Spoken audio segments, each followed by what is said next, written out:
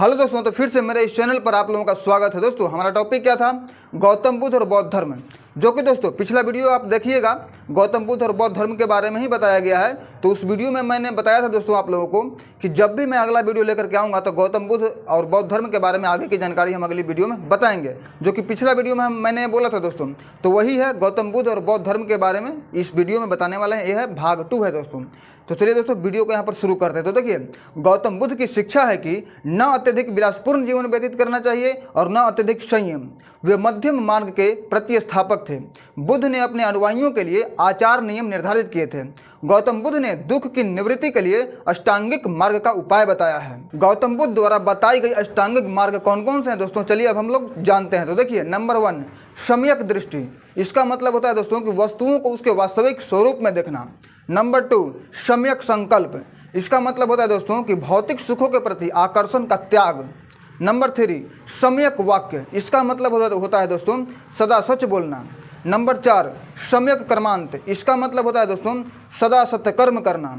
Number 5 सम्यक आजीव। इसका अर्थ होता है दोस्तों सदाचार पूर्वक आजीविका अर्जित करना। नंबर 6 क्या है दोस्तों? सम्यक व्यायाम। इसका मतलब होता है नैतिक, मानसिक व आध्यात्मिक उन्नति के लिए सतत प्रयत्न करना।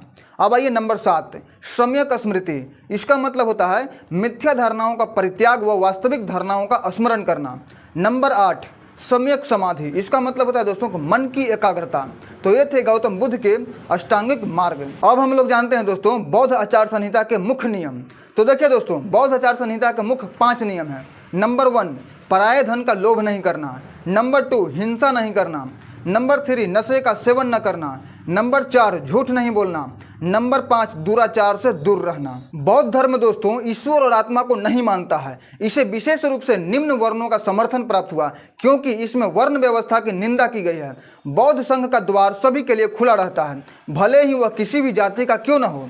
बौद्ध धर्म में दिवालियां, दासों और ऋण न चुका पाने वालों का संघ में प्रवेश करना वर्जित था। संघ में प्रवेश करने का अधिकार दोस्तों प्रारंभ में स्त्रियों को नहीं था, परंतु बाद में दे दिया गया, जिससे उन्हें पुरुषों की बराबरी प्राप्त होती थी। बौद्ध धर्म के दोस्तों प्रमुख 3 ग्रंथ हैं। नंबर 1 सुत्त पिटक। नंबर 2 विनय पिटक। नंबर 3 अभिधम पिटक। ब्राह्मण धर्म की तुलना में बौद्ध धर्म अधिक उदार और अधिक जनतांत्रिक था। गौतम बुद्ध का व्यक्तित्व और धर्मोपदेश देने की जो उनकी प्रणाली थी, दोनों ही बौद्ध धर्म के प्रचार में सहायक सिद्ध हुए। निंदा और गाली से दोस्तों उन्हें क्रोध नहीं आता था। कठिन स्थितियों में भी वे धीर और शांत बने रहते थे। जनसाधारण की भाषा पाली को अपनाने से बौद्ध धर्म के प्रचार को बल मिला। गौतम बुद्ध के पंचशील सिद्धांत का वर्णन छांदोग्य उपनिषद में मिलता है।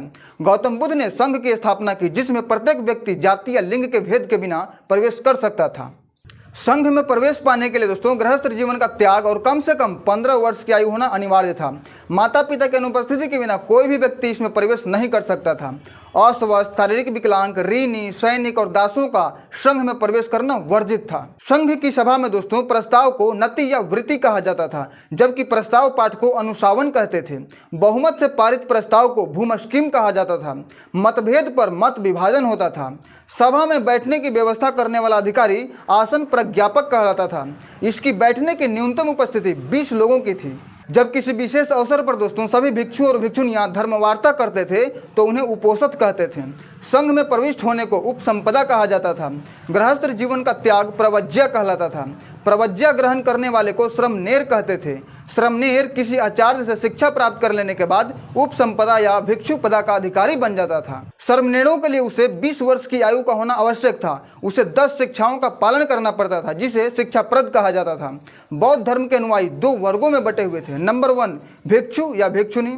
नंबर 2 उपासक या उपासिकाएं। गृहस्थ जीवन में रहकर दोस्तों बौद्ध धर्म को मानने वाले लोगों को उपासक कहा जाता था। बौद्ध भिक्षु दैनिक प्रथाओं में बुद्धम शरणम गच्छामि व धम्म शरणम गच्छामि का उच्चारण करते थे। बौद्ध संघ में शामिल होने के बाद इसके सदस्यों को इंद्रिय निग्रह, अपरिग्रह और श्रद्धा का संकल्प लेना पड़ता था। बौद्ध धर्म के 3 प्रमुख अंग थे, बुद्ध, संघ और धम्म। बुद्ध के निर्माण के 200 साल बाद प्रसिद्ध मौर्य सम्राट अशोक ने बौद्ध धर्म ग्रहण किया। यह युग प्रवर्तक घटना सिद्ध हुई।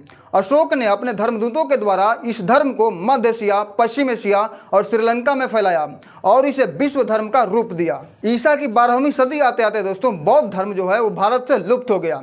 इसमें भी ब्राह्मण धर्म की वे सभी बुराइयां आ गई जिनके विरुद्ध इसने आरंभ में लड़ाई छेड़ी थी। बौद्ध धर्म की चुनौती का मुकाबला करने के लिए ब्राह्मणों ने अपने धर्म में सुधार किया। उन्होंने गोधन की रक्षा पर बल दिया तथा स्त्रियों और शूद्रों के लिए भी धर्म का मार्ग प्रशस्त किया। कालांतर में बौद्ध धर्म में विकृतियां आ गई। बाद में उन्होंने जन सामान्य की भाषा पाली को छोड़ दिया और संस्कृत को ग्रहण कर लिया जो केवल विद्वानों की भाषा थी। ईसा की पहली सदी से दोस्तों वे बड़ी मात्रा में प्रतिमा पूजन करने लगे और उपासकों से अत्यधिक चढ़ावा लेने लगे। बौद्ध विहारों को राजाओं से भी संपत्ति के दान मिलने लगे। इन सभी से बौद्ध भिक्षुओं का जीवन विलासितापूर्ण बन गया। विहारों में अपार संपत्ति और स्त्रियों के प्रवेश होने से उनकी स्थिति और भी बिगड़ी। बौद्ध भिक्षु नारी को भोग की वस्तु समझने लगे। एक समय बुद्ध ने अपने शिष्य आनंद से कहा था, यदि विहारों में स्त्रियों का प्रवेश न होता तो यह धर्म 1000 वर्ष रहता, लेकिन जब स्त्रियां का प्रवेशाधिकार दे दिया गया तब यह धर्म केवल 500 वर्ष रहेगा। ब्राह्मण शासक पुष्यमित्र शुंग ने बौद्धों को प्रताड़ित किया। शैव संप्रदाय के हुन राजा मिहुरकुल ने सैकड़ों बौद्धों को मौत के घाट उतार दिया। गौड़ देश के शिवभक्त ने बोध गया में उस बोधि वृक्ष को काट डाला जिसके नीचे बुद्ध को ज्ञान की प्राप्ति हुई थी। तो दोस्तों ये था गौतम बुद्ध और बौद्ध धर्म का इतिहास। तो दोस्तों बनाया गया हमारा वीडियो आपको कैसा लगा कमेंट करके जरूर बताइएगा।